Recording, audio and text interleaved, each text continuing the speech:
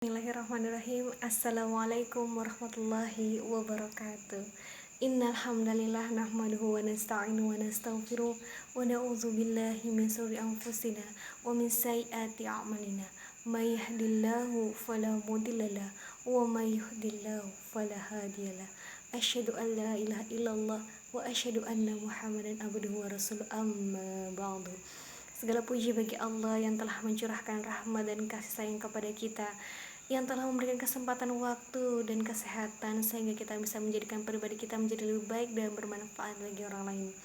Salawat serta salam semoga tetap tercurahkan kepada junjungan kita, uswah kita, suri tauladan kita, sang proklamator yang tak pernah naik motor, yang tak pernah ke Bogor namun namanya tetap tersohor.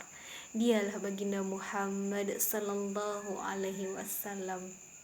Semoga kita termasuk umat yang akan mendapatkan syafaatnya di yaumil akhir nanti. Amin amin Allahumma amin. Kaum muslimin dan muslimat yang dirahmati Allah, sebagaimana kita ketahui bahwa Rasulullah sallallahu alaihi wasallam sangat mencintai dan dekat sekali dengan anak-anak. Maka dari itu Rasulullah sallallahu alaihi wasallam sangat memperhatikan tentang pendidikan anak-anak. Rasulullah memberikan contoh 4 model pendidikan sesuai dengan tingkat usia anak-anak didik. Model yang pertama, ketika anak berusia 0 sampai 7 tahun, maka pada masa ini, usia ini, kita perlakukan mereka sebagai seorang raja. Bukan berarti apapun keinginan mereka kita penuhi, melainkan kebutuhan-kebutuhan pokok, terutama kebutuhan kasih sayang kepada mereka. Berikan mereka waktu kita, temani mereka ketika bermain, temani mereka ketika belajar. Kita layani dengan sepenuh hati, insya Allah akan menjadikan mereka pribadi yang menyenangkan dan menjadi pribadi yang berlemah lembut pula. Model yang kedua, ketika anak berusia 7 sampai 14 tahun. Rasulullah SAW menegaskan, tanamkan sikap kedisiplinan pada anak-anak di usia ini. Maka dari itu pantas sekali kita sebagai orang tua untuk mengajarkan anak-anak kita bagaimana tata cara sholat, bagaimana tata cara puasa, beserta syarat-syarat Islam yang lain.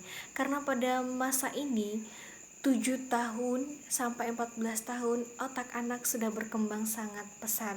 Mereka sudah bisa memahami logika karena keinginan tahuan yang sangat besar. Model yang ketiga, ketika anak berusia 14 sampai 21 tahun, Rasulullah sallallahu alaihi wasallam ibaratkan mereka sebagai seorang sahabat.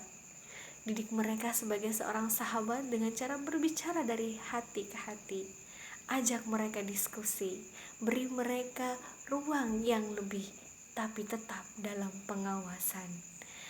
Maka pada masa ini juga anak-anak kita mengalami yang namanya pubertas.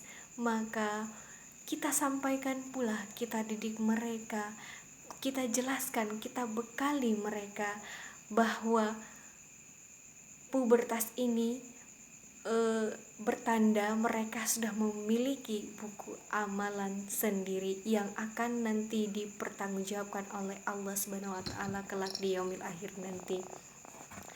Model yang keempat yaitu ketika anak berusia 21 tahun. Pada masa ini anak sudah dewasa. Kita bimbing mereka dengan hikmah bil hikmah.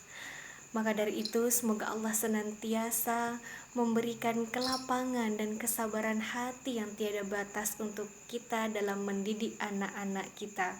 Semoga Allah memudahkan segala urusan kita. Semoga Allah memudahkan kita dalam membimbing dan mengasuh anak-anak, sehingga kita akan berkumpul di surganya kelak di yaumil akhir nanti. Maka dari itu, janganlah kita tinggalkan anak-anak dalam kondisi yang lemah. Akhirul kalam, wassalamualaikum warahmatullahi wabarakatuh.